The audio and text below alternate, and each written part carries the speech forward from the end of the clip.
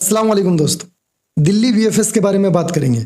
एक फैमिली को लॉन्च में कैसे वो लोग ज़बरदस्ती कर रहे थे, लेकिन बिना लॉन्च में लिए सबमिशन भी हुआ और उनका वीज़ा भी लगा। 3 नवंबर का उनका अपॉइंटमेंट था, आप देख सकते हो। और पहले ये सुन लीजिए उनके हस्बैंड का ये वॉइस मैसेज, उसके बाद आगे पूरा इनका एक्सपीरियंस आप लोग को बताऊंगा। ये मैंने उस दिन जब आपसे बात हुई थी ना, तो मैंने करा दिया था मैं उससे। बढ़िया उनकी भाई, तू ये बता, अगर इसमें मैं मुंबई एम्बेसी कराऊंगा तो दिल्ली के अपॉइंटमेंट कैसे मिल जाएगी? पहले तो उसने मुझे बहुत टाइम टरकाया था उधर कि ये होगा वैसा होगा, हम ये कर देंगे, आप प्रीमियम में ले लो। मैंने कि ये जो काम प्रीमियम में हो सकता है और एप्लीकेशन में गड़बड़ है तो नॉर्मल में क्यों नहीं हो सकता? बहुत देर मेरी उससे बहस हुई, कभी वो ऊपर जाए कभी नीचे आए। मैंने कहा मुझे तो तू भाई ये बता दे कि इसमें मिस्टेक कहाँ है। अब से 2 महीने पहले मैं आया था तो तुमने मुझे ये बोल दिया कि दिल्ली का टाइम लग रहा है और ये दिक्कत आ रही है, वो दिक्कत आ रही है, मुंबई का ले आओ। अब मैं मुंबई का वीजा इनविटेशन लेटर लेकर आया हूँ, तो अब तुम इसमें ये कह रहे हो कि इसमें ये होता वो होता। मैंने कहा दिखाओ सिस्टम में कहाँ गड़बड़ है। तो फिर उसके बाद उसने, मैंने एग्री नहीं हुआ, मैं प्रीमियम में क्यों कराऊँ? मैं जबरदस्ती तुमको 12,000 रुपये 4,000 रुपये पर हेड ले रहे हैं। तो मैं उससे काफी बहस हुई, फिर बोला कि ठीक है हम चलो तुम्हारा करते हैं। तो वो तो मेरा नॉर्मल में हो गया, वो हाँ, पूरा प्रोसेस कंप्लीट हो गया वो। अच्छा, वो वीजा वगैरह भी लग गई है। तो मैं कह रहा था, 7 तारीख की टिकट है, ठीक है, जो अभी यहाँ से जाएंगे। तो वापसी का जो है, जो टिकट रहता है, लास्ट टाइम भी आपसे कराया था, तो वो 3 टिकटें चाहिए थी मुझे। तो देखिए भाई, वॉइस आपको पूरा समझ में नहीं आया होगा, लेकिन मैं बता दे रहा हूँ। 3 तारीख को उनका अपॉइंटमेंट था और जब ये वीएफएस गए तब वो लोग इनको बोल रहे थे लॉन्च का सर्विस लेना पड़ेगा।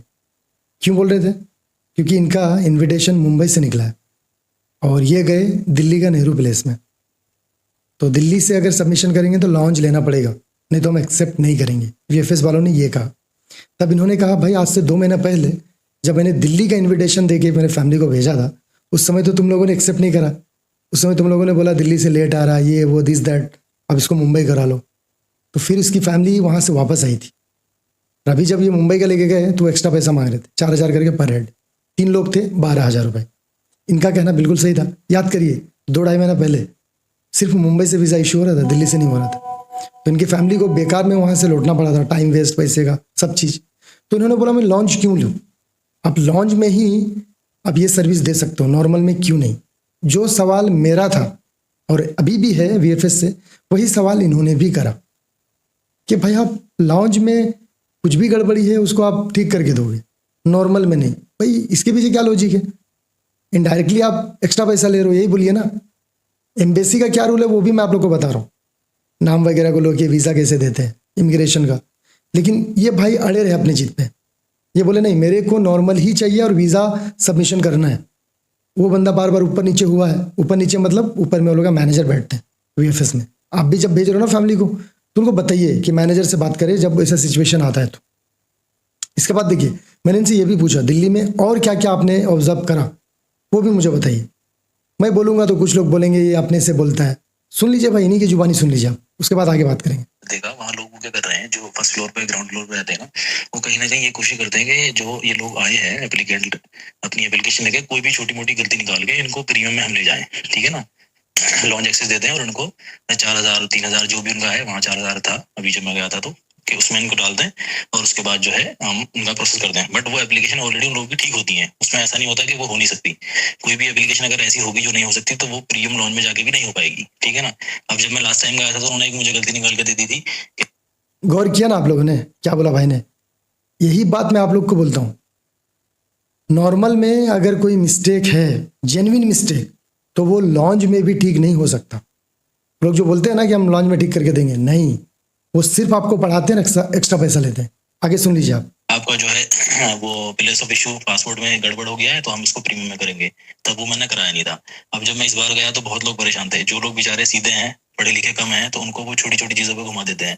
फॉर एग्जाम्पल पासपोर्ट में सिंगल नाम है, डबल नाम है, लेकिन वो पासपोर्ट में जो आ रहा है वो एक ही जगह पर आ रहा है। जैसे नेम होता है फिर सरनेम होता है, और किसी का डबल नेम है और पूरा का पूरा नेम के अंदर ही आ रहा है वो, तो उस चीज पे उसको अटका रहे हैं। वो कोई आपका जो लास्ट नेम था वो सरनेम में होना चाहिए था, पासपोर्ट में ये चीज नहीं है। मुझसे वो चीज बोली, तो मैंने उनको बोला इसमें क्या मिस्टेक है, फिर बताओ। अगर एक ही जगह पड़ा हुआ है, नाम तो डबल ही है, तो उस पर फिर वो कुछ नहीं बोले। दूसरा, वो जैसे अभी मुंबई का और दिल्ली का उन्होंने मुझे बोला, तो मैंने बोला मैं दिखाओ, मैंने मोबाइल में वेबसाइट ओपन करके दिखा दिया। मैं अगर मैं मुंबई इसको सिलेक्ट करता हूँ एम्बेसी को, तो फिर यहाँ का तो दिल्ली का ऑफिस आएगा ही नहीं, इसमें कलकत्ता आएगा। जो भी उधर के रीजन के जो भी ऑफिस है वो आएंगे, यहाँ की अपॉइंटमेंट कैसे मिल जाएगी जो आप चीज बता रहे हो। तो वो समझ गए कि भाई इस बंदे को थोड़ी बहुत नॉलेज है जो भी है बहरहाल। तो फिर वो मेरे से ऊपर गया, मैंने एप्लीकेशन चेक कर रहा हूँ ये वो, 2-3 बार वो ग्राउंड फ्लोर पे रहता है, फिर फर्स्ट फ्लोर पे दिल्ली के अंदर जो सऊदी वाला VFS है, तो कभी वेट करो, मैंने कहा ठीक है।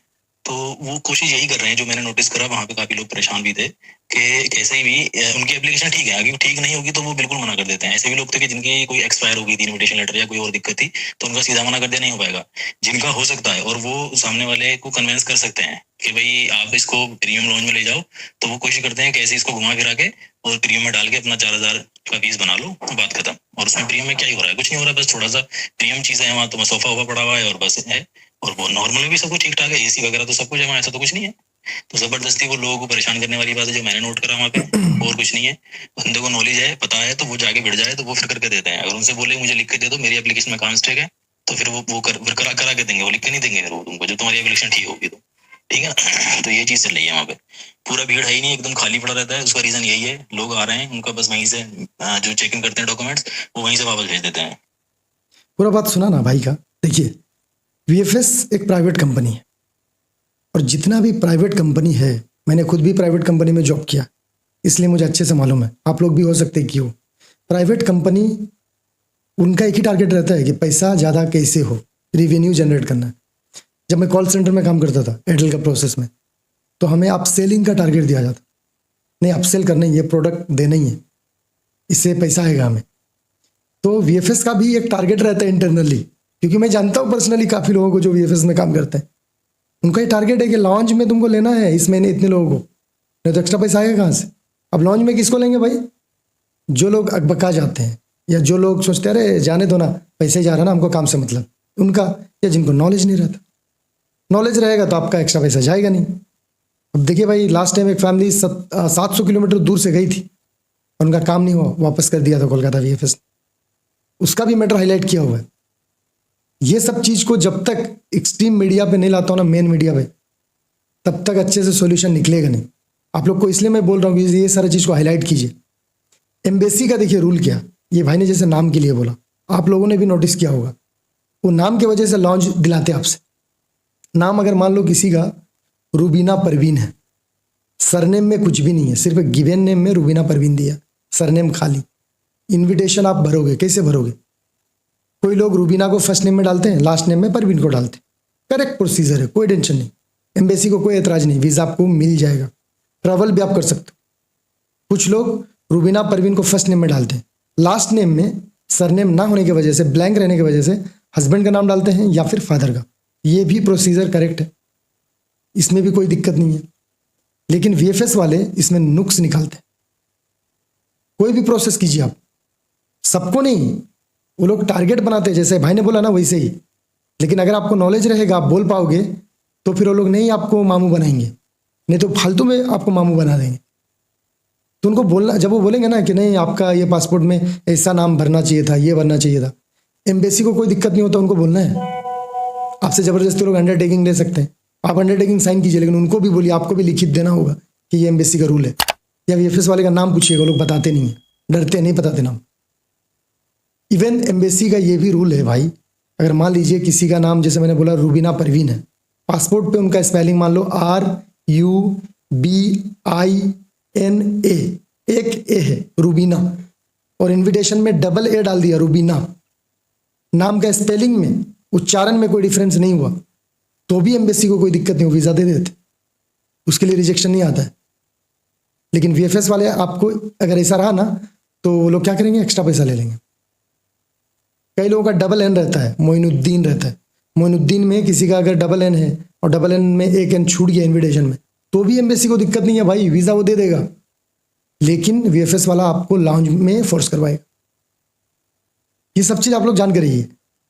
और ट्रैवल करने के लिए इमिग्रेशन में भी दिक्कत नहीं होता है, जब नाम का पूरा मीनिंग चेंज होता है ना, तभी दिक्कत होता है। ये माइनर मिस्टेक में कभी दिक्कत नहीं होता है। सऊदी का मैं बात कर रहा हूँ, ये सब मेरा पर्सनल एक्सपीरियंस भी है। तो भाई दिल्ली साइड से जो भी लोग, आप दिल्ली VFS में जा रहे हैं, इस भाई का ऑडियो मैसेज आपने सुना, ये सारा नॉलेज रख के जाइए, ताकि वो लोग फोर्स ना करें आपको। ये बंदे ने मुंबई का इन्विटेशन को ही दिल्ली में नॉर्मल सबमिशन करा दिया, कोई लॉन्च वॉन्च नहीं, और अल्हम्दुलिल्लाह वीज़ा भी आ गया। और जो भी मिस्टेक होता है उसको आप पहले से करेक्ट कर लीजिए, उनको शिकायत का कोई मौका ना दीजिए। 4-5 मिनट का वीडियो रहता है, वीडियो पूरा देखिए। और जो चीज़ आप फेस करते हो वो सारा एक्सपीरियंस अपने सोशल मीडिया पे या मुझे बताया कीजिए, ताकि बाकी लोग अवेयर हो सके। दूसरों को हेल्प करना भी नेकी का भी काम है और समाज के लिए भी अच्छा है। इस वीडियो में इतने, अपना ख्याल रखें। Thank you so much for watching.